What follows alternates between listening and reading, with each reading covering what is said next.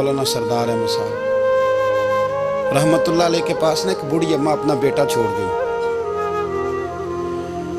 तो हजरत साहब ने कुछ 2, 4, 5 महीने रखा। तो बाद में उसकी अम्मा को बुला के कहा कि भाई तू बेवा है, बेटा तेरा यतीम है, मैं नहीं चाहता कि इसका वक्त ज़ाया हो। ये पढ़ने वाला कोई नहीं, सारे नहीं भाई पढ़ने वाले होते हैं। अब यहाँ उलमा बैठे हैं, मैं बेअदब भी ना हो जाऊँ। कुछ पूरे 8 साल लगा के भी आ जाते हैं, सनद भी उनके पास होती है। नाराज ना हो जाना, ये तो सब अच्छे लोग हैं। सनद होती है पर पता कोई नहीं होता। ये आला हजरत ने लिखी है बात। सनद होती है, पूरी डिग्री होती है, उस पर कई लोगों के साइन भी होते हैं। बहुत सारे तालिब इल्म ऐसे होते हैं जो मदारस में कहते हैं मैं फाजल फलाह हूँ, लेकिन कोई शय पास। तो मौलाना सरदार अहमद साहब मुहद्दिस आज़म पाकिस्तान रहमतुल्लाह अलैह उस बूढ़ी को कहने लगे तेरा बेटा कुंद देना है, पढ़ना पढ़ाना इसने कुछ भी नहीं, तो यतीम बच्चा है, कल को तू कहेगी कि मेरे बेटे ने वक्त ज़ाया किया तो वापस ले जा। बूढ़ी अम्मा रोने लग गई, कहने लगी मैं पढ़ाने तो नहीं लाई थी, मैं तो आपको रब का वली समझती, मैं तो नौकरी कराने लाई थी। नौकरी हजरत अनस बिन मालिक कहते हैं मेरी अम्मा भी हुजूर की बारगाह में दे गई थी।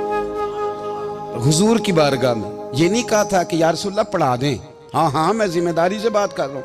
ये नहीं कहा था हुजूर मुजाहिद बना दें, ये थोड़ी कहा था कि या रसूल अल्लाह सल्लल्लाहु तआला अलैहि वसल्लम से मुफस्सिर मुहद्दिस मुहक्किक मुफ्ती बना दें। हज़रत अनस की अम्मा कह गई थी सोनिया जब तक ये रहेगा ना आपकी नौकरी करेगा, ये घर के काम काज करेगा, ड्यूटी करेगा, हुजूर ये आपकी नौकरी करेगा। तो मेरे महबूब ने फिर दुआ कर दी, अल्लाह इसे बरकत अता फरमा। तू समझता है खिदमत वाला खाली रह जाता है? जितना जायका खिदमत वाले को मिलता है, जो उसके नसीब में आता है, वो किसी का नसीब कहाँ भाई। हजरत अनस कहते हैं हुजूर ने दुआ कर दी, बरकत की। मुझे तो खेती बाड़ी आती भी नहीं थी, पर लोगों के बाग में साल में 1 दफा फल लगता था, मेरे बाग में 2 दफा लगता था।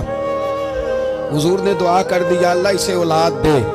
फरमाते हैं मेरे बेटे, मेरे पोते, मेरे नवासे, मेरी बेटियां, फरमाते हैं मैं जिंदा हूं और मेरी 100 औलादें मौजूद हैं।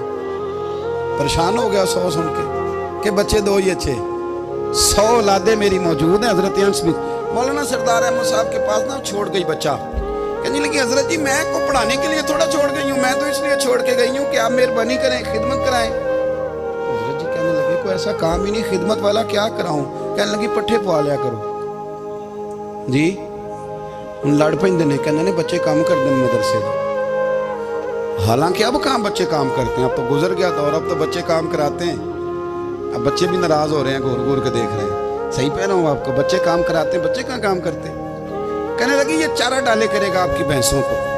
तो हजरत ने उसको कहा कि बीबी चारा मेरी भैंसों को डालने के लिए मैंने बंदा रखा हुआ है, तो तू जा ले जा। कहने लगी हाथ बांध के हुजूर मेहरबानी करें रख ले, चारा डाले। और पुत्र तवज्जो से चारा डालना हजरत की भैंसों को। रोने लगी, हजरत ने रख लिया, महीने का खर्चा भी देते। शाम को ना वो सारा दिन काम करता, शाम को आके पैरों में भी बैठ जाता, हजरत जी लाएं तेल थोड़ा सा, पैर ना दबा दूं। 8 साल साथ वाले पढ़ते रहे, ये बेचारा नौकरी करता रहा, मेरा रूप भी नहीं ते मेरा रंग भी नहीं, और मैनू यार मनान दा टंग भी नहीं। कभी कभी ना हजरत बिलाल हबशी फारग होते ना, तो नबी पाक की बारगाह में अर्ज करते हुजूर कोई काम तो नहीं, सारे हो गए, हुजूर जाऊं जरा, चले जाते। एक दिन सलमान फारसी कहने लगे या रसूलल्लाह ये बिलाल कहाँ जाता है। फरमाया जा देख के तो आ। हजरत सलमान वापस आए तो आके रोने लगे, कहने लगे सोनिया जब यहाँ से जाता है ना तो जाके सैयदा फातिमा की चक्की पीसनी शुरू कर देता, बीबी साहबा के काम करने लगता है, घर में जाके स्नैन की ड्यूटी करता है, वहाँ भी काम यहाँ भी काम। वो चारा डालता रहा, उसने चारा डाला। हजरत मुहद्दिस आज़म की भैंसों को दस्तारे फजीलत का वक्त आ गया, सारे पगड़ियाँ सजा के आ गए, आज दस्तार होगी। ये ना पीछे होके बैठ गया, चूंकि पढ़ा ही नहीं था तो दस्तार का है कि दस्तार तो उसकी जो पढ़ेगा, हमने तो पढ़ा ही नहीं, हमने तो यार पढ़ा, घर पढ़ा, ड्यूटी करी।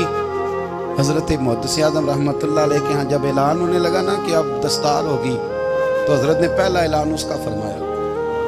तो मत जान ला बंदा कपड़े भी कदी कदी बदल देना। वो कहता है जिस हाल में भी था मैं पलट के देखने लगा कि पढ़ा पढ़ाया तो है, कोई शय नहीं, तो ये माजरा क्या है। पीछे से उठ के आए, تو کہتے ہیں باقیوں کی دستار کسی عالم نے کی, کسی صوفی نے کی, لیکن یہ بھینسوں کو چارہ ڈالنے والا جب آیا تو محدث اعظم نے فرمایا پگڑی کے بال کو کوئی ہاتھ نہ لگائے, یہ ساری دستار میں نے کرنی ہے. اور فرماتے ہیں حضرت بال بھی دیتے جاتے تھے, رانسو بھی بہاتے جاتے تھے, ماتھا بھی چومتے تھے, اور فرماتے تھے دستار کے بعد چلا تو نہیں جائے گا یار, مجھے تو عبادت بھی نہیں رہ گئی, مجھے تو چابیوں کو بھی نہیں پتا کون سی کہاں رہتی ہے, جائے گا تو نہیں تو رو پڑا, کہنے لگا سوڑیا جائے تو وہ جس کے پلے کچھ ہے ہو, آتا جاتا تو ہے کچھ نہیں, مجھے کس نے رکھنا ہے, میں نے کہاں جانا ہے, ادھر کہاں تو ادھر ہی رہوں گا. اس طالب علم کے سارے استاد بھائی کہتے ہیں اس نے دستار کرائی, پڑھا پڑھایا کچھ نہیں, پر جو مسئلہ اڑ جاتا تھا نا, وہ جو اڑ جاتا تھا نا, وہ جا کے اس سے پوچھتے تھے تو کتابیں کھولنے کی ضرورت نہیں پڑتی تھی. حضرت بلال حبشی کبھی سپاہ سالار بنے تھے کسی جنگ میں, کسی صوبے کے گورنر بنے ہو, بولو تو صحیح ہے. ان کا تعارف کیا تھا؟ نبی کریم کے غلام. حضور کے نا جو ذاتی معاملات تھے نا, 20 انصاری نوجوان تھے جو ہر وقت نبی پاک کے پاس کھڑے رہتے تھے کہ حضور کو حکم کریں. 20 اور 34 سے لے کر 40 تک غلام ہر وقت حضور کی بارگاہ میں رہتے. حضرت بلال حضور کے ذاتی معاملات کی خدمت کرتے تھے. کوئی ایسی وہ جو تبلیغ کی یا دعوت کی یا جنگ کی یا جہاد کی کوئی ڈیوٹی نہیں وہ کرتے, ذاتی خدمت سرکار کی.